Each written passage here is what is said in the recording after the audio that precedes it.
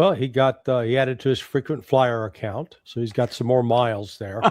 Maybe we can do some additional vacation travel.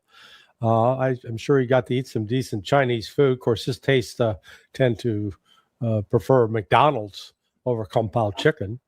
But apart from that, nada. It was a nothing burger. And the Chinese really didn't play this meeting up at all. They sent all the signals beforehand. For example, the Tajik flags were still up adorning the light poles all the way in from the airport to the center of the city, 6 to 8 hours even before Trump arrived. And actually, I don't think the Chinese replaced those in time with U.S. flags. The front page of the China Daily, it was focused all about the Xi Jinping's meeting with the Tajik president. And they just had a sidebar about, Xi's going to be involved with some, touchy international issues, just barely mentioning the summit. The primary websites, Xinhua and CCTV, not a word about the meeting with Trump. Then the meeting at the airport was, the number two guy. When Putin shows up, or even Kim Jong-un from North Korea, she's there to greet him. And in fact, I guess when Putin came last time, she put Putin in the back, and they were both in like a convertible and rode into the center of Beijing together. So, clearly a different priority accorded to Trump. And then I heard from a source, a friend of mine who has sources in the White House yesterday. And he'd said, because I had predicted this summit was going to be a nothing burger. And he just sent me a quick notice, and you were right. And what he was told is that when Trump brought up the issue of Iran and what China could do to extricate the United States from it, they said the Chinese politely told Donald Trump to go pound sand. So he came away with nothing. The panel assesses a recent diplomatic journey, pointing to its limited outcomes, symbolic gestures of lower priority, and failure to deliver on key strategic goals amid broader distractions like regional conflicts and economic pressures at home. Takeaway: portrayed as more symbolic than substantive, the trip underscores the gap between high expectations and on-the-ground results in great power engagement. Observers note protocol distinctions, minimal media emphasis from the host side, and the absence of meaningful progress on pressing issues. This reflects how personal leadership trips can serve domestic audiences yet yield little leverage when preparation and mutual interests misalign. The segment reveals vulnerabilities in relying on high-profile meetings without deep groundwork, affecting everything from supply chains to market sentiment. It offers a realistic view of diplomacy as a domain where signaling, patience, and concrete incentives often outweigh optics, providing lessons for understanding why some summits fizzle despite significant travel and entourage involvement. Subscribe to World Talk Recap for more sharp geopolitical breakdowns. Was this high-stakes trip little more than a diplomatic photo opportunity? Well, Taiwan, of course, is sui generis. It's part of China. We agreed to that. And all this business about sending $15 billion more of weaponry to Taiwan is sort of beyond the pale as far as the Chinese are concerned. Now, do they fear an imminent challenge there? No, they're playing the long game. Taiwan will inevitably become part of China in their view, and in mine as well.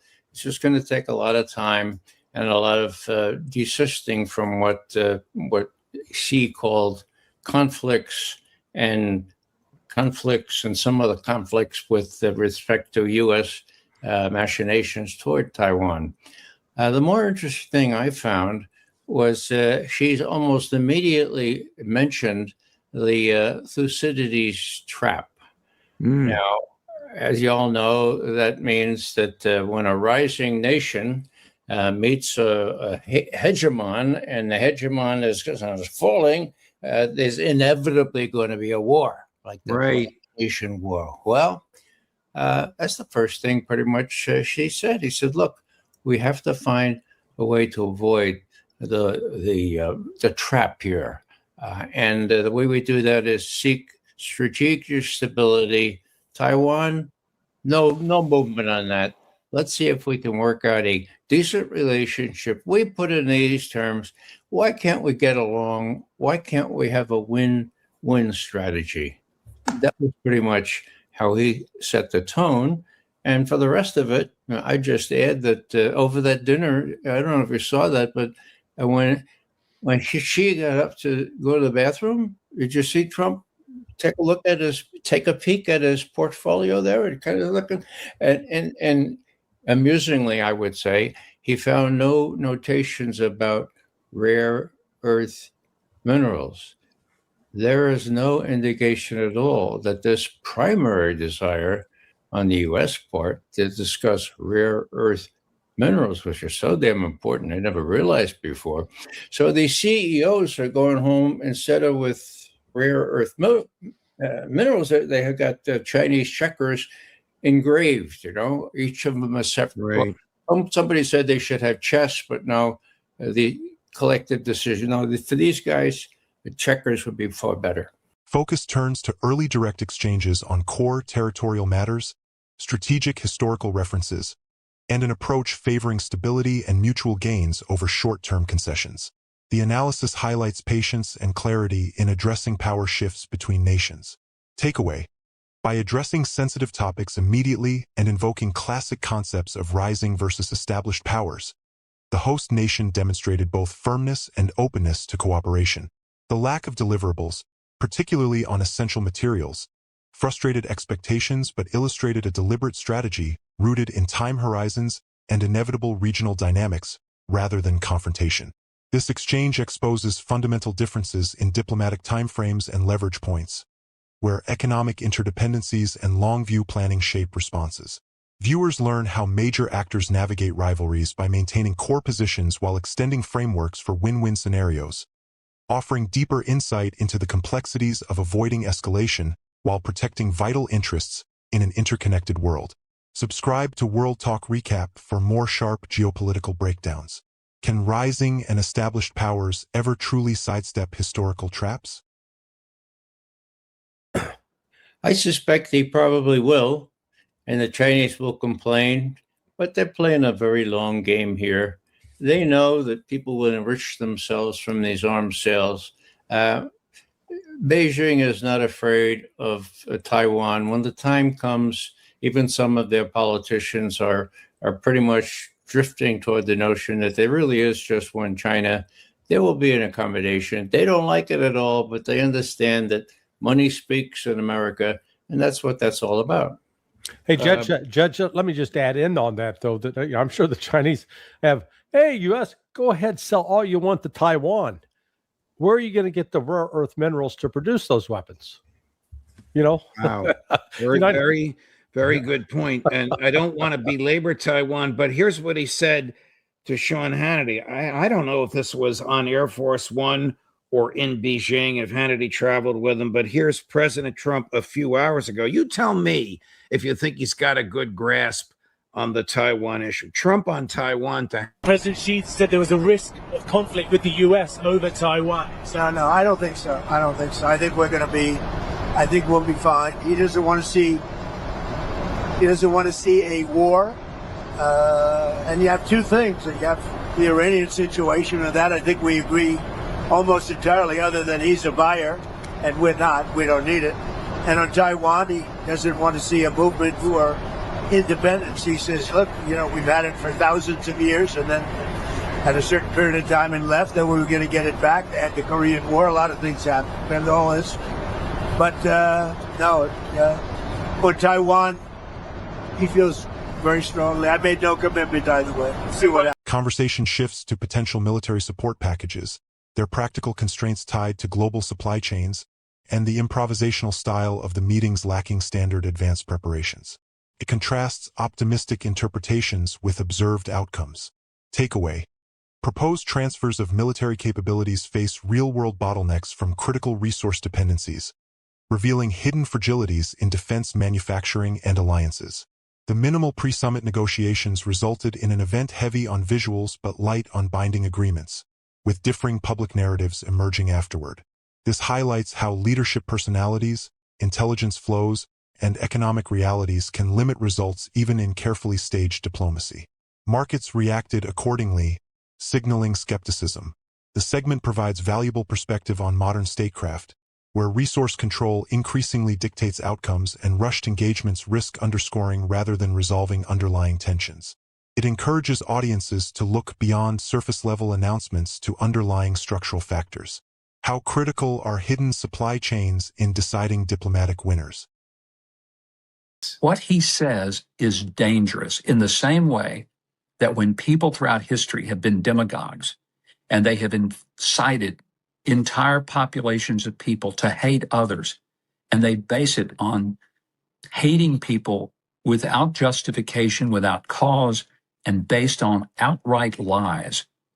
This is a dangerous thing. And when you marginalize, let's say Jewish people are marginalized, whether they're white people, whatever you marginalize, and you dehumanize them, you make it easy to justify not just hatred, but violence and murder toward them. Where do we get a society where people think it would be okay to kill a Charlie Kirk or a Donald Trump? When you dehumanize them to the point you say, their views are so dangerous, we can't tolerate them, we must get rid of them. That's why I say it's not enough to just ignore Tucker Carlson. We need to confront him, and we need to correct him. You know, he is a horse's ass.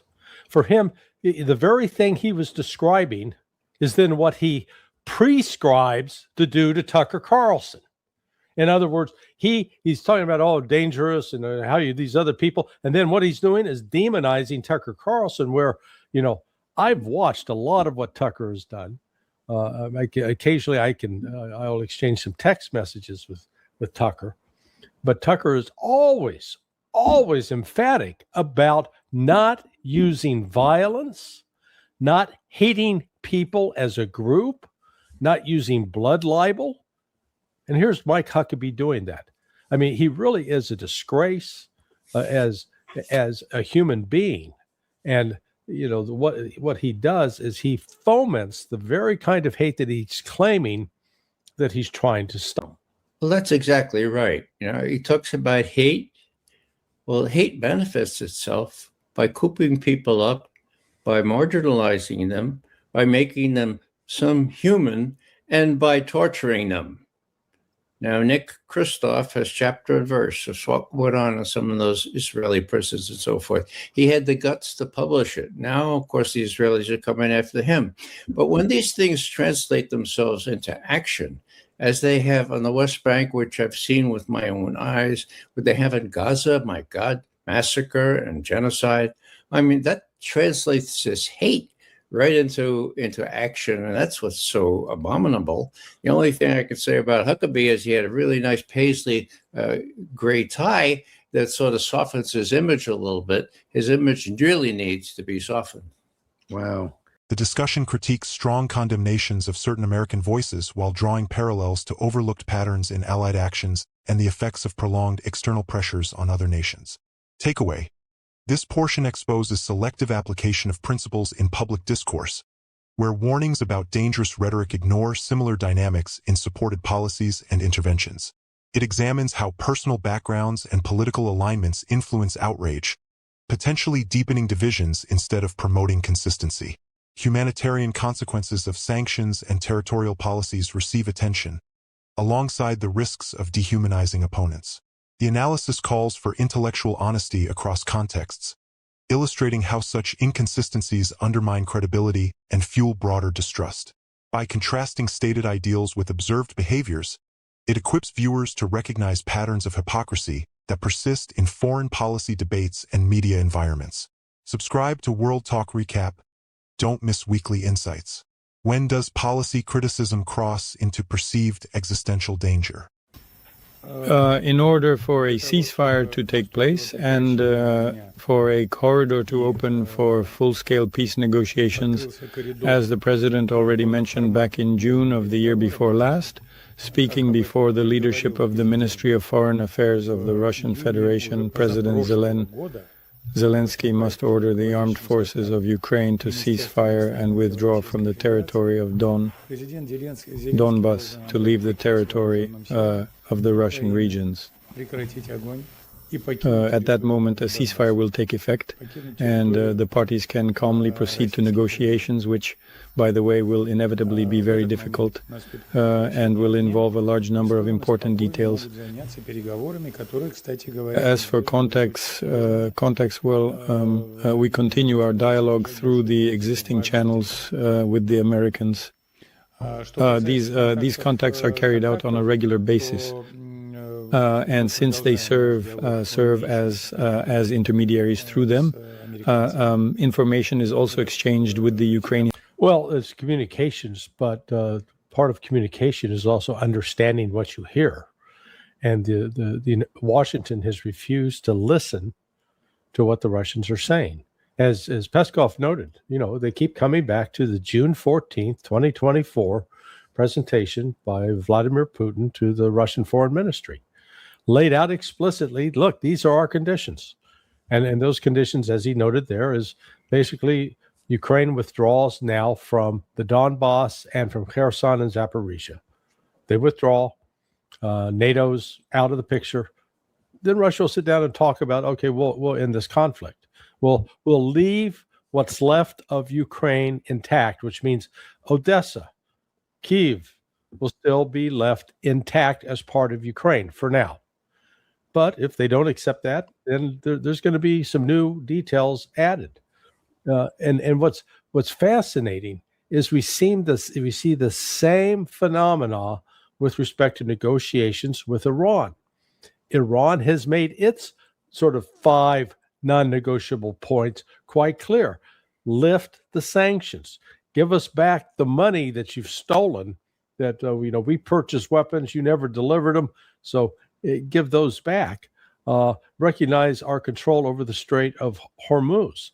Pay reparations, and last but not least, stop the war stop the Israelis from killing Palestinians and Lebanese. That's got to stop. So that's Iran's position. Iran hasn't variated from that, and Russia hasn't variated from its position about, hey, basically get NATO out of the picture, get your troops out of Russian territory, and then we'll talk. But beyond that, there's not going to be any concession, no ceasefire, nothing. Exactly. And Putin said something very similar in that wonderful press conference he gave. I say wonderful. He hadn't done that all year, and it was right after the parade. And what he said, and what Medvedev said before him, is that we like the notion that the U.S. is sincere in trying to help us work with the Ukrainians, but there's nothing to be said to the Ukrainians until they accept our terms, and we're moving strongly on the battlefield, which they are. And the most noxious thing is this increasingly widespread story that Russia has been stopped. Yeah. Russia is now losing. It's The Economist. It's all kinds of places. Or, as I consulted one of my friends, my college friends up there in New York, who is a really bright guy, I said, how do you see the war in Ukraine? Oh, he said, it's a stalemate. It's a stalemate that Russia's not winning. And I said, where do you get that? I read the New York Times every day. So most people don't realize that they're being given a line that Russia has been stopped or is losing. I don't really understand. There was a time when it looked like they were becoming more realistic. It's going to be a big shock to them when Russia does move forward in a full-throat offensive this summer and fall. I think it'll be over by the fall, and then people have to say, well, I guess they're not embarrassed. We were wrong on that. Actually, yes. It sounds like Dmitry, the former deputy ambassador at the UN, he was interviewed by Danny Davis earlier today. And actually, he was saying, you know what? He can't rule out that Russia is now going to use something like the Oreshnik against European targets that are producing drones that are attacking and killing Russian citizens. So this thing could still spread. I was sort of, he is Dmitry is his name. He's a pretty low key guy. So for him to say that, and one, He doesn't say something like that without having permission from above. Got it. Attention moves to persistent communication channels, explicit preconditions involving territorial and security matters, battlefield assessments at odds with media portrayals, and signals about possible use of advanced systems. Takeaway: while dialogue continues through intermediaries, fundamental demands on alliances, withdrawals, and guarantees remain unchanged, creating hurdles to breakthroughs. Divergent public narratives mask actual momentum, with risks of wider involvement if support infrastructures are targeted. This reveals the challenges of negotiations where information flows and preconceptions distort realities on the ground. The segment stresses that durable resolutions require acknowledging core security concerns rather than indefinite attrition. It warns of escalation pathways in an already complex conflict, offering a sobering view of how misperceptions and unyielding positions prolong suffering while raising stakes for regional and global stability. Will battlefield realities finally drive serious concessions? Overall video takeaway: this episode masterfully connects philosophical foundations of liberty with sharp analysis of current diplomatic efforts and policy contradictions across Asia, the Middle East, and Europe. It consistently advocates for realism, thorough preparation, and consistent principles in international relations, exposing gaps between rhetoric and results while championing independent scrutiny of power. Subscribe to World Talk Recap for unfiltered weekly recaps.